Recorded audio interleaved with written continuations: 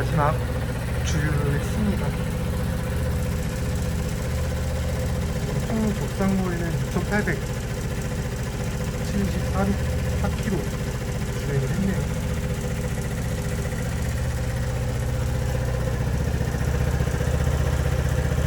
네, 많은 분들이 물어보셨었는데 이 핸들바 그리고 이거 홀더 그리고 우리 그리고 요거 전부 다 빨간색 SYM으로 맞췄어요. 이거는 알리에서 구매 대행으로 구매를 했고요. 이 핸들바만 최초에 오토바이 구매를 했던 업체에서 바를 빨간색으로 해서 맞춰주셔가지고 색깔 나머지 이제 부품들 색깔을 좀 맞춰가지고 구매를 해서 장착을 했습니다. 그리고 이렇게 끝까지 전부 다 빨간색으로 맞췄어요. 자, 그리고 초반에 제가 보다시피 저쪽 전체적인 라인에다가 데칼을 했었는데 너무 지저분해 보여서 지금 데칼은 다 제외를 한 상태이고, 이거 크루심 그리고 여기 발판 뭐 정도만 남겨 놓았었고요. 일단 이렇게 또 앞에 보시면 요거 같은 경우도 따로 이제 구매를 해서 장착을 했습니다.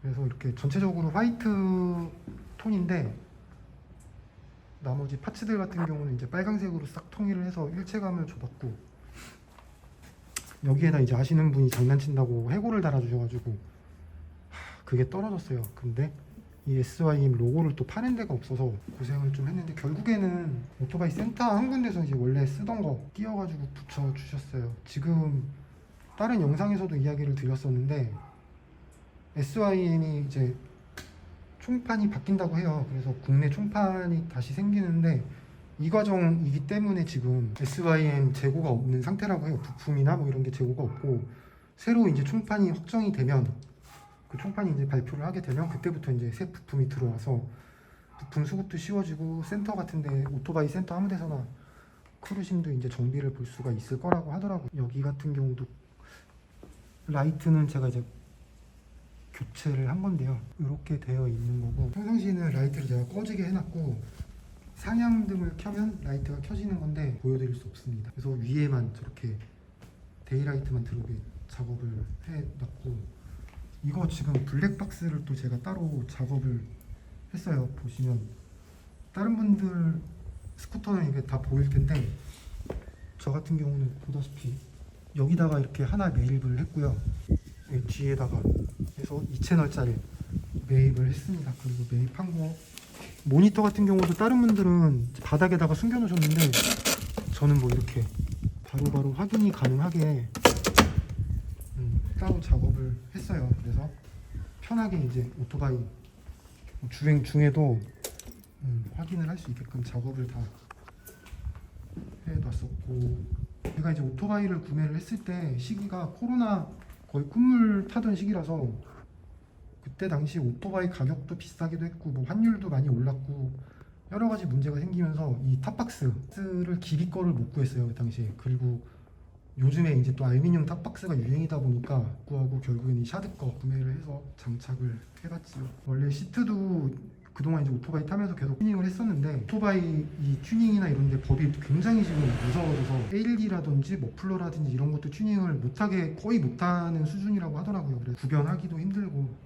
그래서 튜닝이 안 돼서 이거 시트 같은 경우도 그냥 튜닝을 안 했습니다. 오토바이가 판매가 된 거라서 정리를 해놨는데 보다시피 여기에 이제 보조 배터리를 연결을 해서 주행 중에 아니더라도 상시 녹화가 가능하게 작업을 했어요. 좀 어린 친구들이나 옆에 이제 서비스하는 업체가 있다 그러더라고요.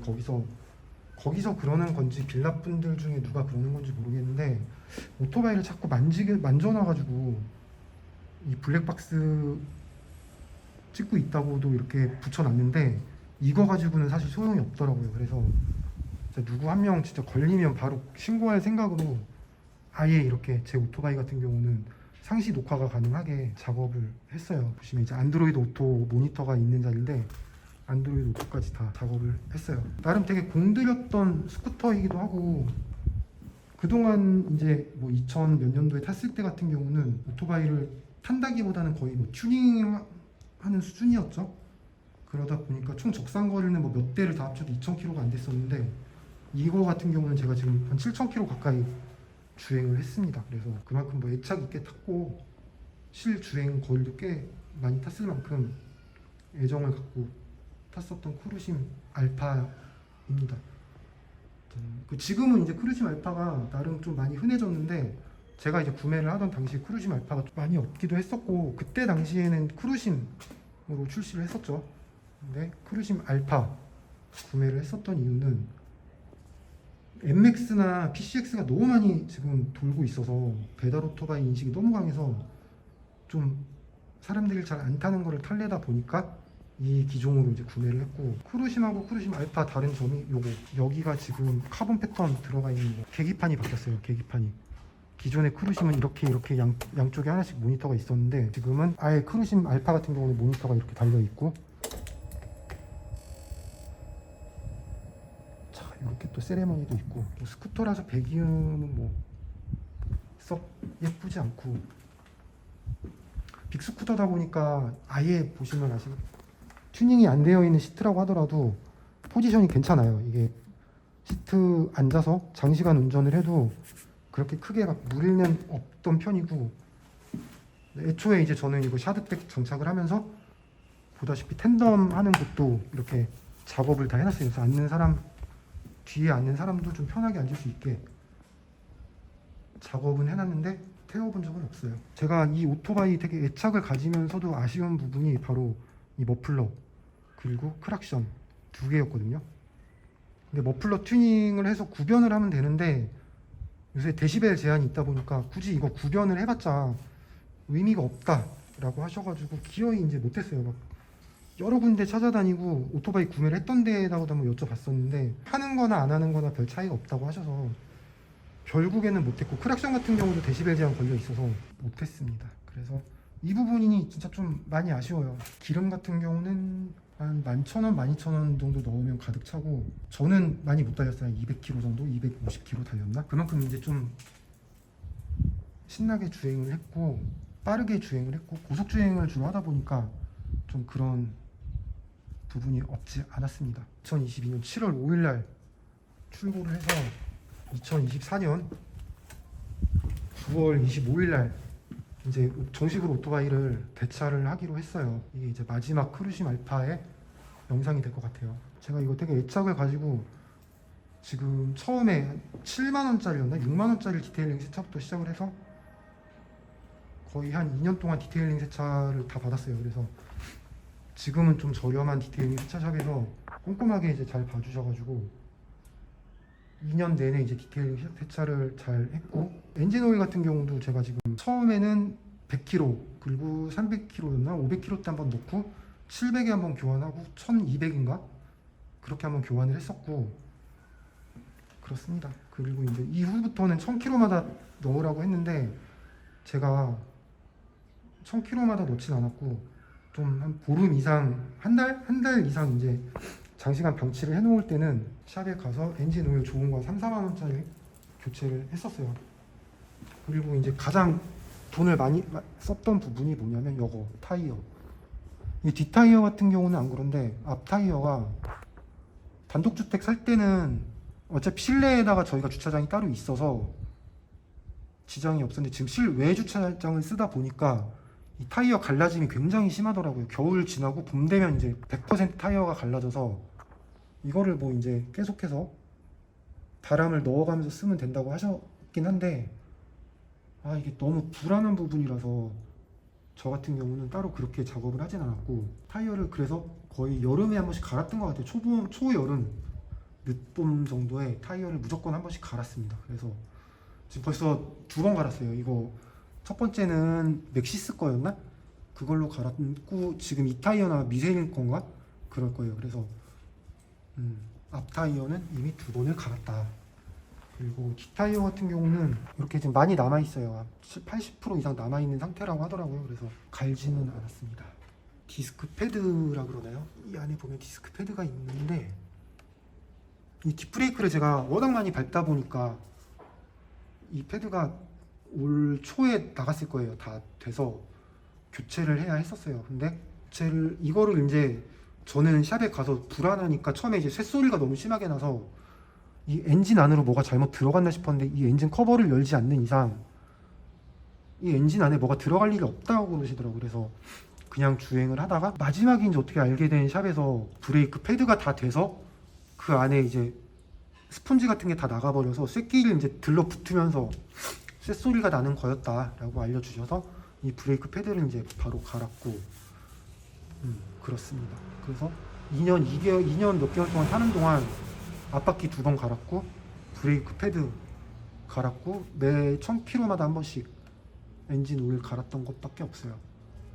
그만큼 이게 지금 제가 이제 2008년, 2009년 시즌에 그리고 2010년 정도까지 오토바이를 타는 동안 아무리 비싼 오토바이를 타도 이 ABS가 장착이 되어 있는 오토바이가 많이 없었어요. 그리고 양발 다 되어 있는 게 없어서 제가 조심 운전을 하는 편이었다면 타는 내내 이 ABS 브레이크가 양쪽에다 달려 있다 보니까 와 너무 믿고 탄 것 같아요. 그래서 나름 좀 고속 주행도 많이 했고 그렇습니다. 그래서 브레이크 패드도 좀 빨리 달았던 것 같아요. 일반적으로 뭐 6,000km에 이렇게 막 뒷브레이크 패드를 가는 일이 거의 없다 그러는데 저는 아무튼 원래는 한 5,000km 그 정도 때 이미 브레이크 패드가 다 됐었던 상태였다고 보여지네요. 자, 아무튼 그래서 이렇게 2년 몇 개월 동안 크루심 알파 정말 잘 탔고 너무 많은 분들이 블로그를 통해서 이제 크루심 알파 타시는 분들께서 응원도 많이 해주시고 이거 제발 팔지 말고 계속 타라 계속 해주셨는데 힘듭니다. 힘들어. 지난 영상에서도 제가 남겼는데 이 크루심 알파 같이 뭐 대만산 스쿠터 같은 경우는 이 정도 타다 보면 시동 꺼지는 일 좀 발생을 한다고 합니다. 그래서 이거는 뭐 RPM만 만져주면 되는 부분이라고 하는데 이거를 뭐 잘 만져주는 것도 없을 뿐더러 이런 걸 더 이상 스트레스를 받고 싶지 않은 게 이제 가장 큰 이유인 것 같아요. 그래서 좀 잔고장이 없는 오토바이로 가고 싶다는 마음도 조금 있고 뭐 이런저런 이유가 있겠지만 이제 여기까지 하는 걸로 하고 새로운 매뉴얼로 교체를 했습니다. 그래서 이번 주 수요일 날 이제 교체를 할 건데 그 녀석으로 또 재미난 영상을 많이 담도록 할게요. 너무 이제 애착을 가지고 잘 타던 아이라서 좀 아쉽기도 한 마음도 있고 이미 마음이 좀 어느 정도 떠난 상태인데 그럼에도 불구하고 너무 재밌는 스쿠터라서 그래도 몇 개월 더 가지고 있었습니다. 크루심 알파 타시는 분들 모두 다 뭐 안전 라이딩 하시고 그동안 많이 조언해 주셔서 감사합니다. 잘 가라.